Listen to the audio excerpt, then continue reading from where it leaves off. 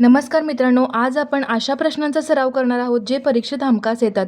पण यांना सोडवण्यासाठी आपण जुन्या पद्धती वापरतो. आजच्या या व्हिडिओमध्ये मी तुम्हाला अशा स्मार्ट ट्रिक्स सांगणार आहे, ज्या वापरून तुम्ही 5 सेकंदात उत्तर काढाल. चला तर मग सुरुवात करूया आजचं हे खास सेशन. प्रश्न क्रमांक 1. एका व्यवसायात अनिलने एका वर्षासाठी 6,000 रुपये गुंतवले. वर्षाच्या शेवटी नफ्याचे प्रमाण 3:4 होण्यासाठी विक्रमला किती रुपये गुंतवावे लागतील? आपण आता क्वेश्चन कसे बघितलेले आहेत? नफ्यांचे गुणोत्तर काढा. दोघांची गुंतवणूक दिलेली असते.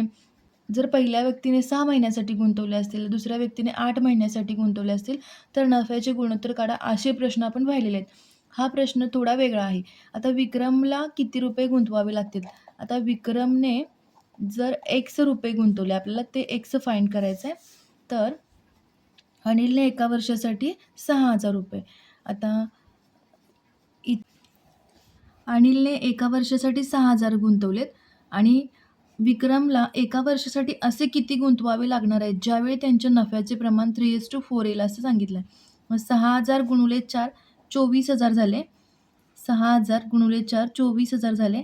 हे 3x 24,000 भागिले 3 केलेलं आहे हे 8,000, म्हणजे 8,000 विक्रमला गुंतवावे लागतील. पर्याय क्रमांक ए आपलं उत्तर असेल. 6,000 रुपये अनिलने गुंतवलेत, बरोबर. अनिलने 6,000, विक्रमने एक्स, नफ्याचे गुणोत्तर 3:4. तर तिरकस गुणाकार करू. प्रश्न क्रमांक 2. 100 कामगारांनी नदीवरील 2x3 बंधारा 6 तासात बांधून पूर्ण केला. काही लोक येऊन मदतीसाठी त्यांना सामील झाले, तेव्हा पुढील 2 तासात बंधारा बांधून पूर्ण झाला. तर नवीन किती लोकांनी येऊन त्यांना मदत केली? अशा प्रकारचे प्रश्न एक्झाममध्ये येत आहेत. आता हे काय आहे? M1 किती दिलेलं आहे? 100 कामगार दिलेले आहेत. 2x3 बंधारा म्हणजे हे काय असणार आहे? W1 असणार आहे. 2x3 एवढं काम. 6 तासात म्हणजे T1 दिलेलं आहे 6 तास. आता काही लोक येऊन मदतीसाठी म्हणजेच काय असणार आहे? M2 काय असणार आहे? हे 100 तर असणारच आहे, मदत करायला आलेत ते, म्हणजेच 100 + x असणार आहे. आता M2 तेव्हा पुढील जे काम आहे म्हणजेच काय असणार आहे? तर W2 काय असणार आहे? 1 - 2/3 म्हणजे 3 - तिरकस गुणाकार केला 3 - 2 1/3 एवढं काम शिल्लक असणार आहे. ते असणार आहे W2 आणि T2 जे असणार आहे ते 2 तासात त्यांनी बंधारा एक्स्ट्रा एक्स माणसे घेऊन पूर्ण केलेत. तर एक्स्ट्रा किती माणसे घ्यावी लागणार आहेत असं त्यांनी विचारलं आहे. नवीन किती लोकांना येऊन त्यांना मदत केली पाहिजे, तर बंधारा 2 तासात पूर्ण होईल. तर आता फॉर्म्युला आहे आपल्याकडं M1 D1 W2 आणि M2 D2 W1 असा फॉर्म्युला आहे. M1 आहे 100, D1 आहे इथं नाही आहे. D1 आपण इथं T1 तासात लिहितोय. D1 नसेल तर T1 आहे इथं 6 तास. इथं तासामध्ये दिलेलं आहे. W2 काय आहे? 1/3. M2 काय आहे? 100 + x. पुन्हा D2 काय आहे? इथं T2 घेतो D2च्या ऐवजी आपण, आणि W1 काय आहे? W1 आहे 2/3. आता हे सॉल्व करायचं. 3 दोन्ही 6, हे काय होईल? 200 होईल आणि हे 100 + x 4/3 होईल.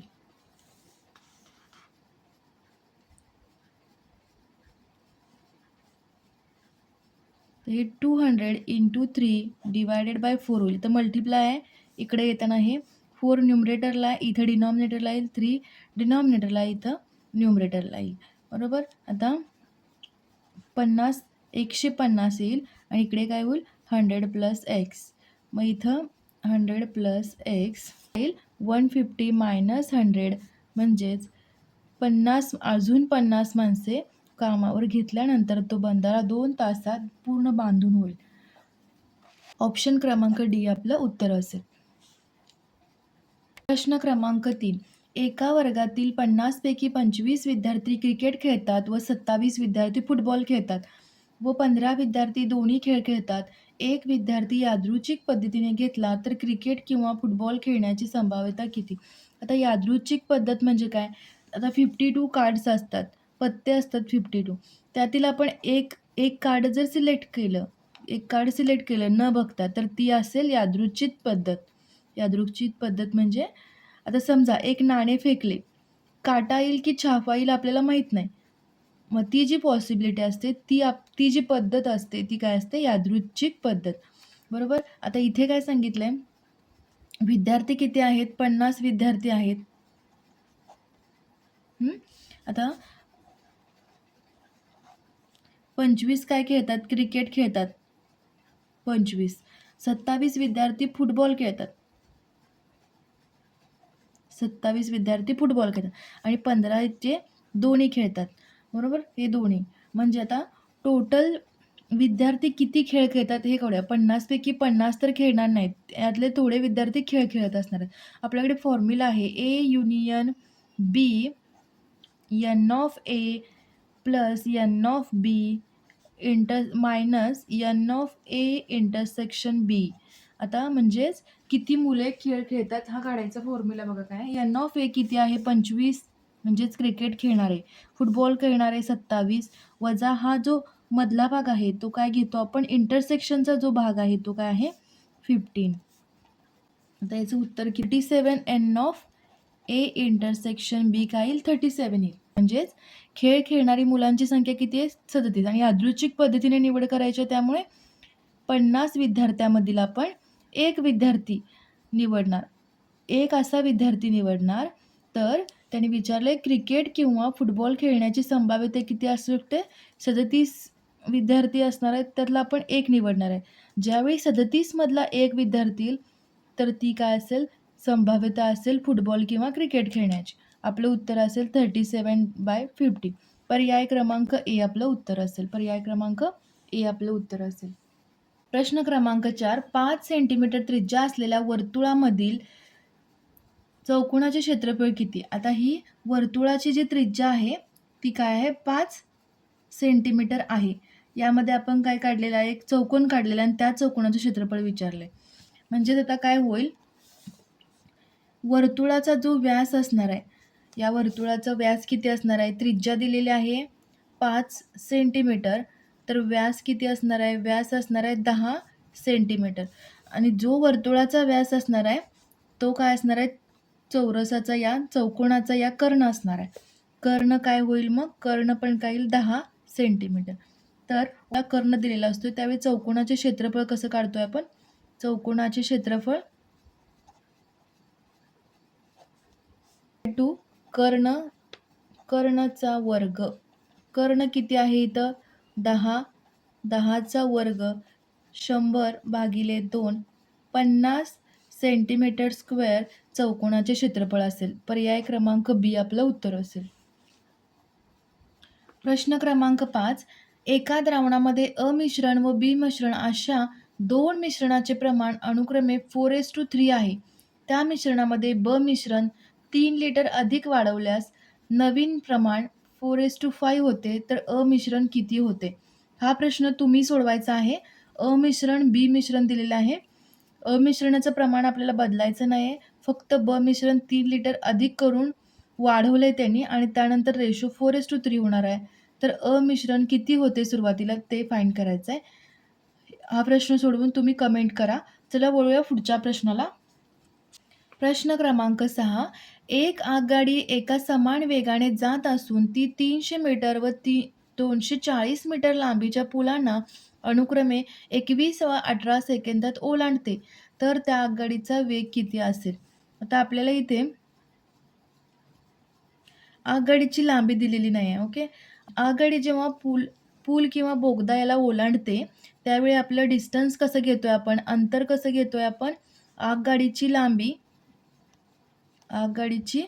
लांबी प्लस ती पूल जो आहे त्या पुलाची लांबी. इथं आपल्याला आगगाडीची लांबी दिलेली नाही आहे. आता जे व्ही असणार आहे आपलं ते कसं असणार आहे? यल प्लस आता पहिला 300 मीटर लांबीचा पूल आहे. 300 मीटर तो 21 सेकंदात ओलांडलेला आहे. बरोबर? म्हणजेच हे झालं अंतर. अंतर काय आलं? आगगाडीची लांबी, पुलाची लांबी आणि भागिले टाईम म्हणजे अंतर भागिले वेळ म्हणजेच काय आला? वेग आला. आता दुसरा जो येईल तो काय येईल? व्ही दुसरा काय येईल? यल प्लस दुसऱ्या पुलाला ती आगगाडी ओलांडली आहे जो पूल 240 मीटर लांबीचा आहे आणि त्याला तिनं 18 सेकंदामध्ये ओलांडलेलं आहे. तर आता हे दोन्ही equation 21v = L + 300, 18v = L + 240. आता हे इक्वेशन 1 असेल, हे इक्वेशन 2 असेल. तर इक्वेशन 1 मधून इक्वेशन 2 सबट्रॅक्ट करूया.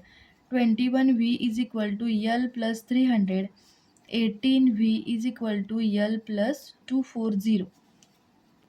तर याचं उत्तर काय येईल? किती होईल?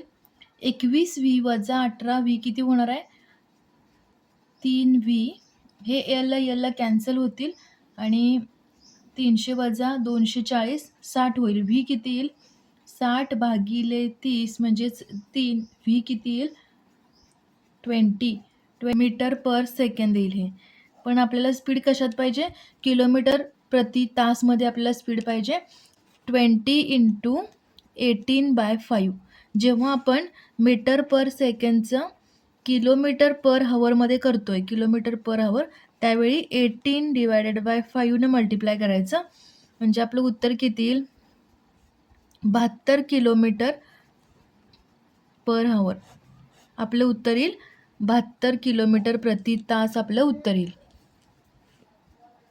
लक्षात ठेवा मित्रांनो, जिद्द आणि मेहनत असेल तर वर्दी लांब नाही. भेटूया पुढच्या व्हिडिओमध्ये अशाच भन्नाट ट्रिक्ससह. व्हिडिओ आवडल्यास लाईक करा आणि तुमच्या पोलीस भरती करणाऱ्या मित्रांना शेअर करा. थँक्यू.